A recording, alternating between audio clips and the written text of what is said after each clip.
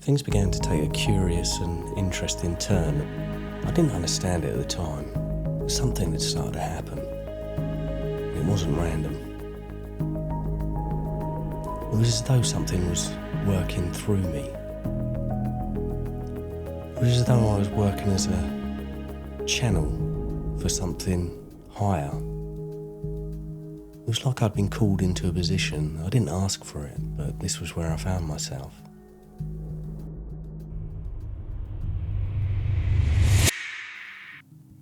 Lucidly aware, I appeared at a barber shop in Oxford Street in Southampton. It was a place with a great atmosphere. It felt like it was from a bygone era, and a cutthroat shave was a must with your haircut. It was run by two friends of ours, and as I turned up, Claire, the manager, she ushered me towards the stairs and said, "Go down the lift, Kerry's waiting for you down there," who's the lady I get my hair cut with. And obviously in reality there's no lift there anyway, but I walked in and I got in the lift and I went downstairs. And as the lift doors opened, there was a basement level and there was two double doors in front of me. And one of them was swinging as though someone had just walked through it. And outside I could see through the windows there was rocky, sandy ground. It was like the surface of the moon or Mars or something like that. And just in the distance, I saw Kerry in a top hat and tails, and she was just walking off into the distance, just out of view. And I got a sense maybe I should follow her, but then, instead of follow her, it just came to me to just grab the reality, and I grabbed the scenery in between my fingers, and I pinched it, and I pulled it off as though it was just a sheet. And then suddenly I appeared in the road I grew up in as a kid, Edwina Close. And there was a turning circle at the end.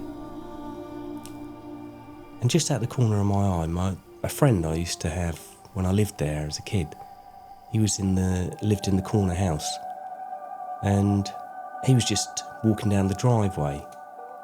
And with him he had a gentleman who was wearing all white. He was kind of like translucent. You know, a bit like a ghost. And he approached me and I just got this gentle vibe. I could feel that I knew him intimately, as if he was family, like I knew him really, really well. Yet I didn't know him in real life. And as he approached me and I approached him. And we came face to face. And I just got this sense from him that he was a good man. And I was given this telepathic thought that this man has saved somebody's life within his life. That was the message I got. He'd saved somebody's life within his life. And then something happened. I didn't think about it. And I didn't decide to do it. But my hand just raised up.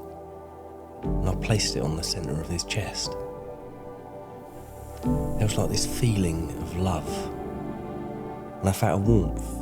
And a light started to appear from around my hand. And with that, we both rose up into the sky, and we headed towards there was a big light that appeared, and we headed towards that.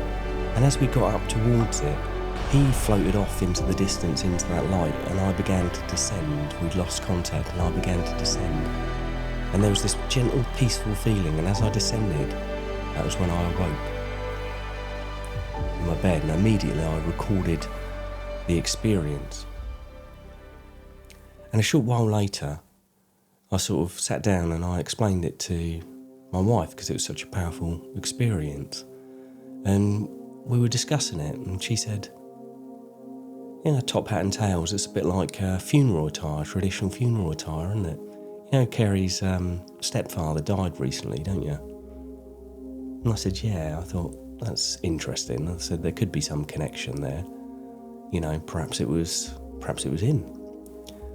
But obviously this isn't the sort of thing you just randomly discuss at a haircut. So I thought, you know, I held it to myself for a little while. A few months passed by, and finally the girls had invited us out for dinner, and I went out with my wife and the two of them. And this had been nagging at me for some time now to raise it. I wanted to know, had I made contact with her stepfather? Had I helped him move on? Sharon raised it. She said then that, you know, I hadn't had this strange experience, explain it to her. So I did. I sort of relayed the experience. And I said the validating factor was that he'd saved somebody's life within his life. And she sort of shrugged and went, no. And she said her stepfather had never done that. But she said her real dad, who died a few years before, he didn't believe in any of this afterlife stuff, but he said to her, if I could find a way to come through and show you something, then I will, if there is anything. And she said that he had saved somebody's life in his life. Now, it could have been him, it could not. It could be a happy coincidence, but whatever it is, I helped somebody ascend that night. Somebody moved on. And what I'd learned from that was that through that gesture, which suddenly made sense, placing my hand on the chest, he had taken off, and it was unforced, it was gentle, it was an ascension, it moved him on, it was calm, it was right, and he was happy to go and I was happy to provide.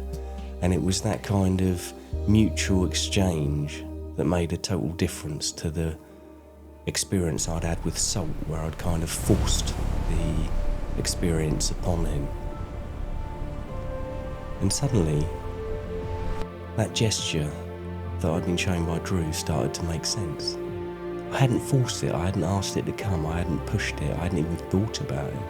It had just happened naturally, and that's it. There was something about it that just seemed right. And that's when I started to see things differently. This wasn't something I was figuring out. It was something I already knew how to do instinctively on some level. It wasn't something I had to learn, but it was something I had to remember.